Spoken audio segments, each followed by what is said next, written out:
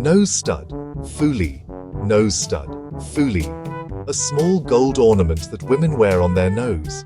By Saran Rai. Among the gold ornaments stored in the locker, a small nose stud captures my entire heart and attention.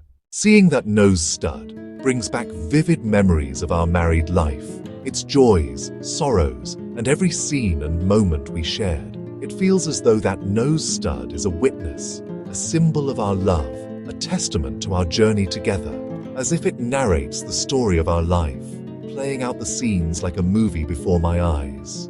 After I'm gone, keep my jewelry with you. If times are hard, sell them. Transfer the land in the Madhesh under my name to yourself. Don't give my mobile phone to anyone. Keep it with you. She said during her final days, tears streaming down her face throughout the night. I honored her wishes and kept her jewelry with me. But among them, why does the nose stud draw my attention, stir my heart, and bring tears to my eyes?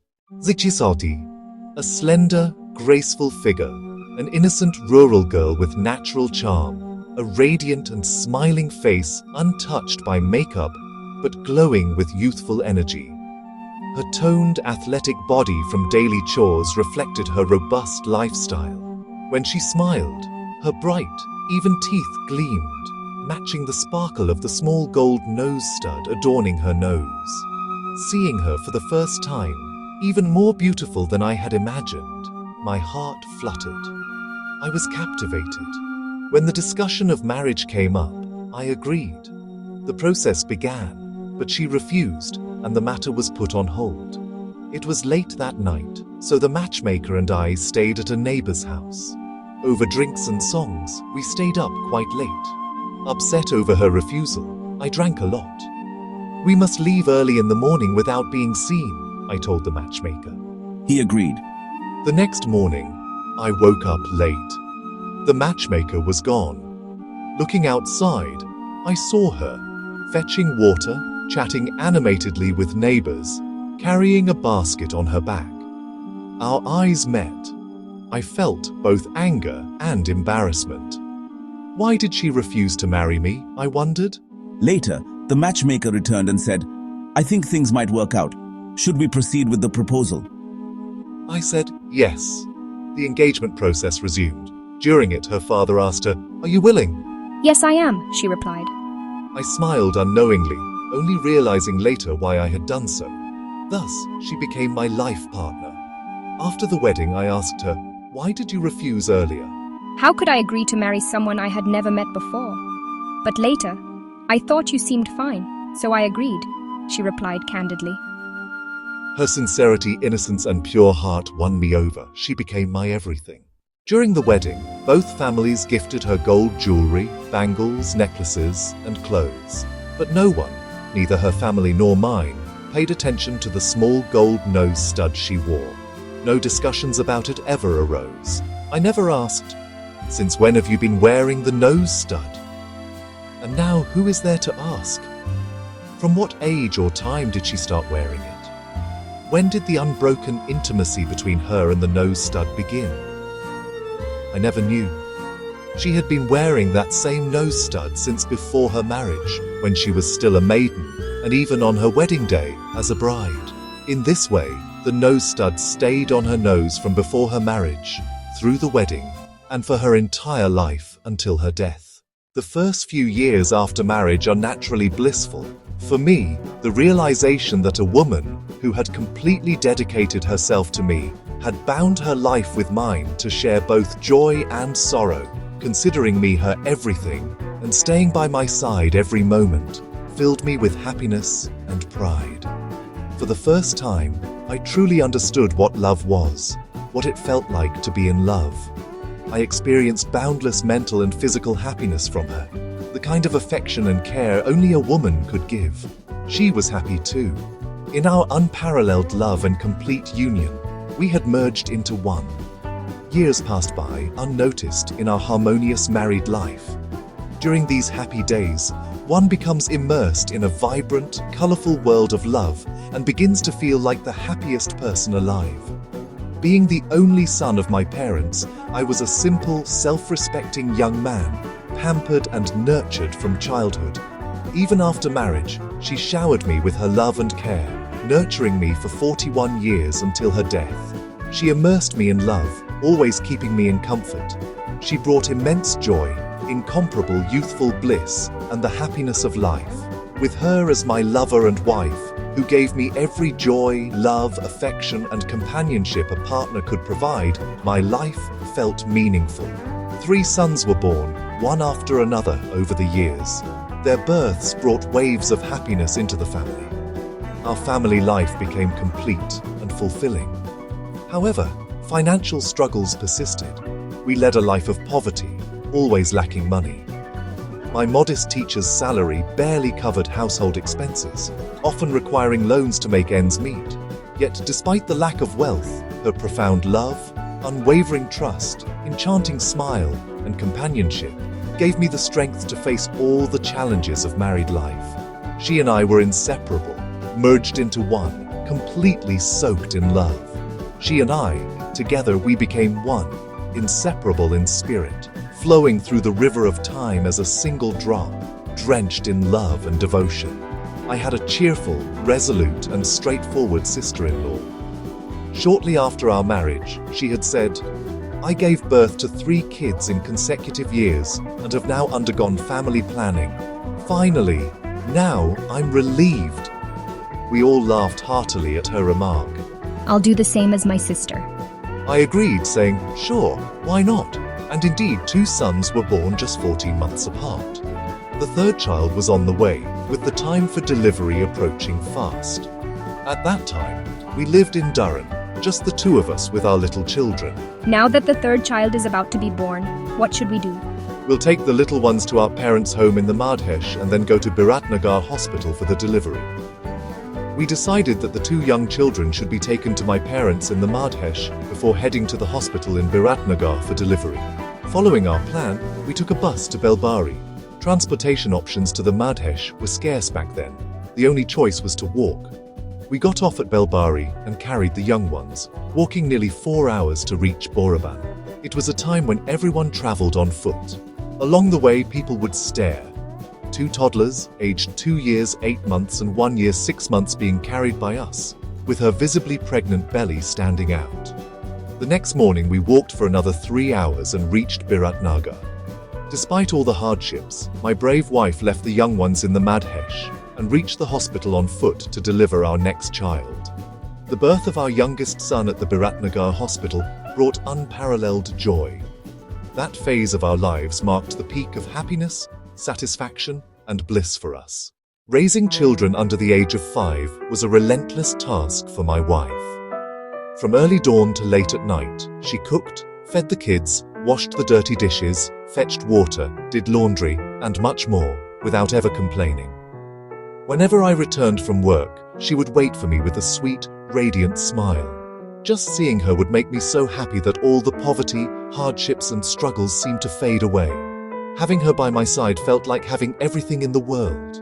What could be more beautiful in life than love? Both having it and receiving it.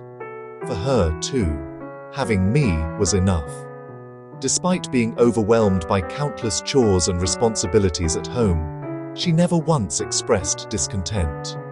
Meanwhile, I would often excuse myself under the pretext of meetings, only to indulge in my card-playing addiction. She trusted me so completely that whatever salary I handed over, she would carefully save and manage the household expenses with it. Even when I hid a portion for my gambling, she never doubted me. Back then, telephones were a novelty. As ours was the only house in the neighborhood with a telephone, its loud rings would catch the attention of everyone in the area. Who's calling? A friend, I'd lie. But as the calls persisted, I eventually confessed the truth. It was the lender I owed money to from my gambling addiction. How much? I told her the amount. If you promise to quit gambling, I'll pawn my jewelry to pay off your debt. The lender's constant pressure and threats had pushed me to the brink of disgrace. I assured her, I'll stop. She pawned her jewelry to clear my debt, and I finally broke free from my gambling habit. If she had scolded me angrily or snapped at me, perhaps I wouldn't have stopped playing cards. But her loving demeanor and the way she became even more troubled by my issues going so far as to pay off my debts made it impossible for me to continue playing cards. After quitting cards, I developed another bad habit, drinking alcohol. I would stay busy with work during the day, but as evening fell, I would inevitably drink with some friend or another. The custom of serving alcohol to guests meant that she would often keep alcohol at home as well. It felt awkward for both the guests and us if alcohol wasn't served. Even if I drank heavily outside, once I was home, I couldn't resist having a little more. Being young, my body could tolerate it. But one night, after drinking late into the night with some guests and eating meat, I went to bed. In my sleep, I suddenly screamed loudly as if having a seizure. My eyes rolled back, and I lost consciousness. She was still young and strong, so she lifted me, shook me, and massaged my hands, legs, and body. At home, there were only our small sons, with no adults to help. It was only after half an hour that I regained consciousness, or so she told me the next morning. I had no recollection of the incident from the night before. If it weren't for her help, I might have died in my sleep. The next morning, we went to see a doctor. The doctor referred us to a specialist in Siliguri. After reviewing my CT scan, the doctor said I had a cyst in my brain and immediately started me on medication for high blood pressure. After an MRI, the doctor explained, "Take the medicine for a month. If it doesn't work, we'll have to perform surgery." With my meager teacher's salary, we always faced financial struggles. I went to my parents in the Madhesh for help, explaining everything to my mother. But when she expressed her inability to help, I returned to Dharan that same day feeling dejected and hopeless. Don't worry, Kaji. Even if I have to sell my jewelry, I'll make sure you're cured. I don't need anything else but you, she said. Her loving reassurance and willingness to sacrifice deeply moved me. The next day, my father arrived. My withered spirit regained some hope. Perhaps he would provide the money for my treatment. We are born with the promise of death. Do not despair. Don't lose heart. Everyone must die, my father said. His words shattered my hopes. My parents had given up on me. They had already accepted that their only son would not survive. With that, my father left. It was she who pawned her jewelry and arranged for the necessary expenses. At that time, even my speech was slurred.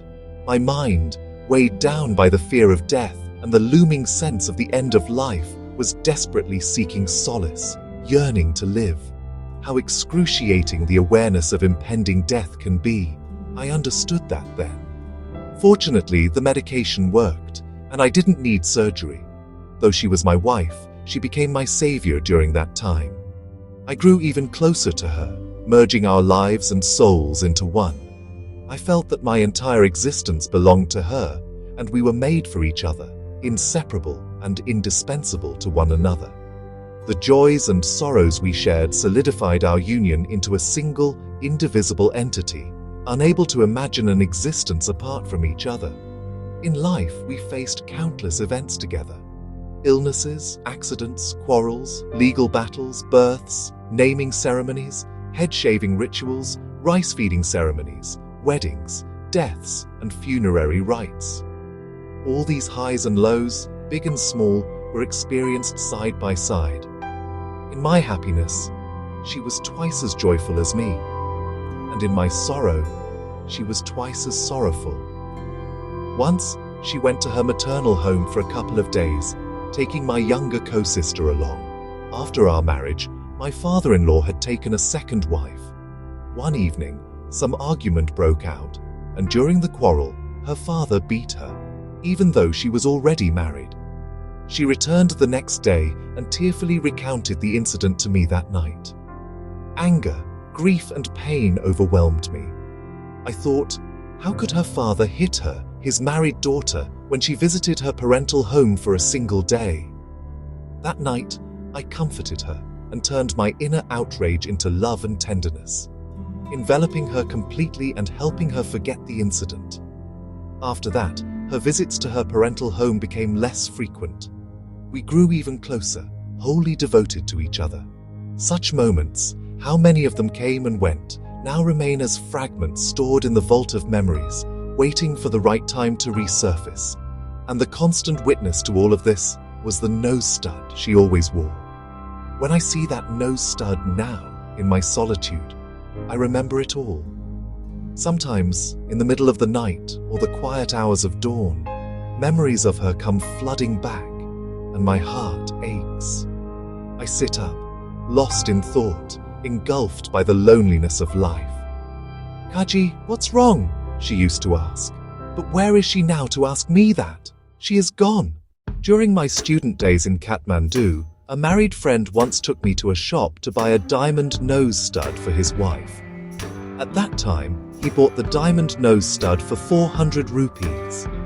Back then, hotels used to serve monthly meals for just 100 rupees. Remembering that shop, I told her, "I'll buy you a diamond nose stud someday." I had thought that the shop where my friend had bought the nose stud might still exist. A diamond nose stud that cost 400 rupees back then might cost 4,000 rupees now, I reckoned. After saving some money, my wife and I went to the shop's location. But the shop was no longer there. We searched elsewhere for a shop selling diamond nose stud, but couldn't find one. The idea of buying a diamond nose stud faded away forever. The diamond nose stud couldn't replace the simple one she always wore. She wore the same nose stud for her entire life, until her death. When crisis strikes, it does so as a storm. School fees, uniforms, medicine, phone bills, electricity, water. There were countless expenses we couldn't manage. On top of that, if someone in the family fell ill, we had to pawn gold for treatment. All the gold jewelry except her nose stud, chains, necklaces, rings, bangles, had already been pawned. We couldn't redeem them due to accumulating interest, so they were lost forever. Her nose and ears remained unadorned, empty. A poor teacher's wife. Invitations to weddings would come, but she refused to attend. I often wondered why she avoided them. Women at weddings would be decked out in gold, and perhaps she feared embarrassment in front of her peers.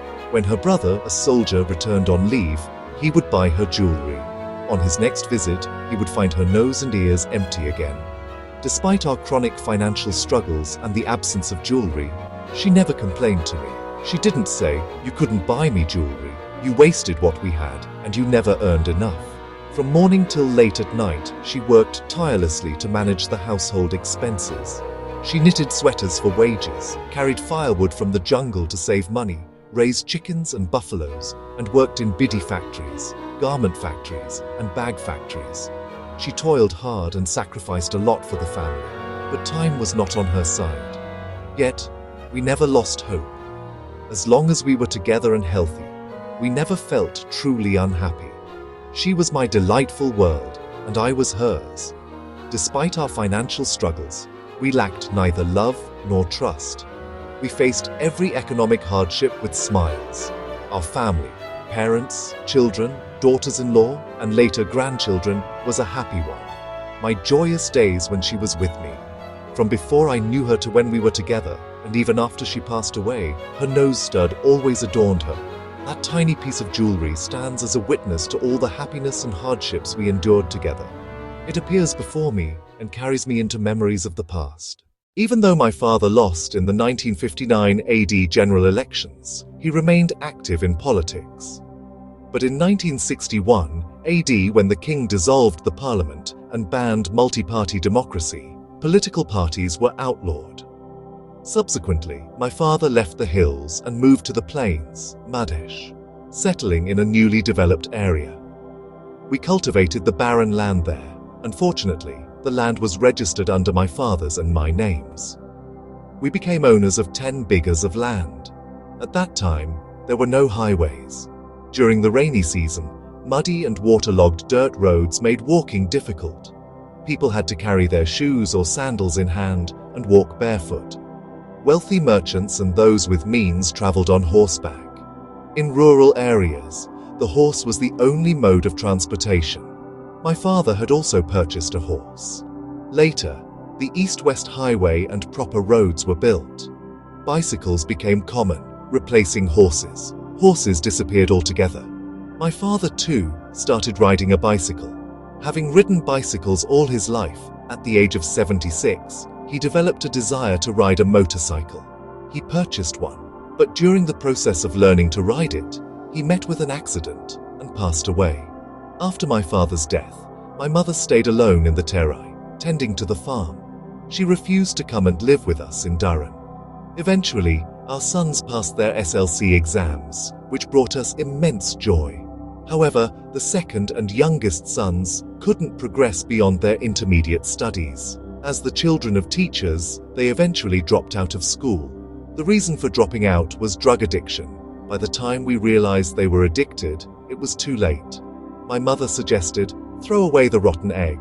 My sisters expressed disgust, while relatives criticized and mocked us, looking down on our family. However, a cousin's husband gave her hope, saying, "Don't lose heart, aunt. They will turn their lives around someday." She drew inspiration from those words throughout her life. Having one member of the family caught in the web of drug addiction plunged the entire household into misery and despair. We experienced it firsthand. Household items would go missing, money would disappear from pockets, and when guests came over, there was constant anxiety about their belongings being stolen, causing humiliation.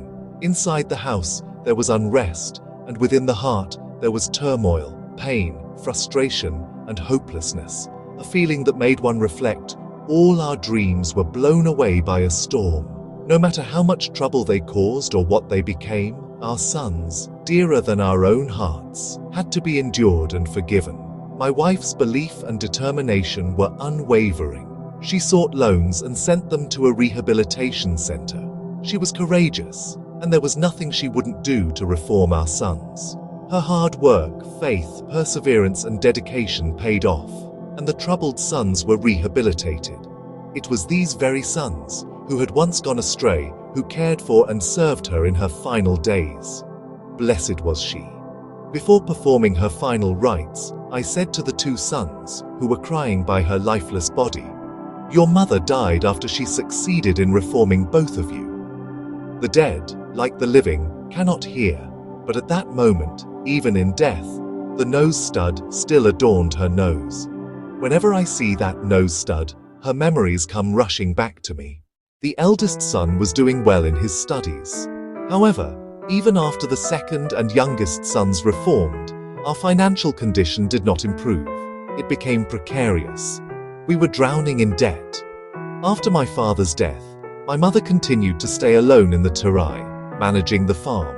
Hoping to recover from debt, I purchased a tractor on an installment plan and moved to the Terai with my wife and two sons to take up farming. The plan was to farm our 10 big has of land and use the earnings to repay the loans. However, my mother opposed the idea. She said, "If you decide to farm and stay in the Madhesh, I will leave this house and never return." True to her word, she left the house and went to her maternal home. My wife and I, not wanting to upset her further, decided not to farm and abandoned the idea of living in the Terai. The new tractor brought us no benefits. She returned to Dharan the next day. I accompanied her as far as Belbury, where she said, "Let's part over a cup of tea." I replied, "I don't have money." She said, "I do," and bought tea for both of us. After that, she left for Dharan, and I returned with a heavy heart, burdened by the pain of parting. Even now, I vividly recall that moment. Separation due to death does not feel as final as that farewell did. A few days later, on my birthday, her absence made it feel utterly hollow. Now, all my days feel similarly empty without her. Even during my father's lifetime, we had taken a loan to grow sugarcane on 7 bighas of land. Later, we managed to plant on only 4 bighas, and because of that, we couldn't access the full approved loan amount. The sugarcane farming venture also failed. Despite owning property, we were never able to utilize it to fulfill our dreams. Married life is never uniform. It is intertwined with joy and sorrow. Love is also entangled with jealousy, hatred, envy, and neglect. A slight imbalance can transform love into hatred. Our married life, too, faced many ups and downs. Despite numerous trials, our love remained steadfast and deep until her death. The highs and lows that occur in every married life were no stranger to ours. One small incident illustrated that even love has a shade of jealousy. being beautiful, she was admired by everyone. I began to doubt her, wondering if she might betray me. Driven by jealousy, I once physically hit her, even attempted to bite her. She remained silent, watching me, without saying a word. I left home in anger, only to return 2 days later. When I came back, her lips were swollen. Despite this, she had prepared a homemade banana liquor for me. Earlier, she had brewed other delightful drinks, like those made from persimmons, gooseberries, and kimbu, mulberry, but this time it was banana liquor. Humbled, I lowered my head in shame. My anger and violence were born out of jealousy, an attempt to intimidate her and suppress my insecurity. I was embarrassed for hurting her without reason, but she forgave me without my needing to ask. After that, our love deepened further, becoming visible even on the surface as an unwavering bond. I once heard on a radio program that wives tend to love their husbands more after they have been scolded or beaten. Perhaps that was true in our case, though no such incident ever happened again. She never brought up that event again, and since the topic never arose, I never got the chance to clarify that my anger was mere pretense. There were many things I wanted to say but never did. Even now, I regret not teaching her how I managed to control my emotions during moments of extreme turmoil. But now, where would I find the chance to teach her? Such incidents, common in every married life, were part of ours too. Trust and steadfast love helped us overcome them all. The silent witness to our life together remains the nose ring she wore. In Dharan, she worked tirelessly, taking up various small jobs to support the household. Like any housewife, her life revolved around running the kitchen, deciding what vegetables to cook, and maintaining happiness within the family. Her life was consumed by such challenges. In the end, diabetes wore her down, and kidney failure required her to undergo dialysis. Despite her resilience, she passed away. I often wonder if she had been able to engage in farming, the physical activity might have delayed the progression of her diabetes. When I see our neighbors, my contemporaries, who continue farming and are still alive, I imagine that perhaps she too might have been alive today. But now, imagining serves no purpose.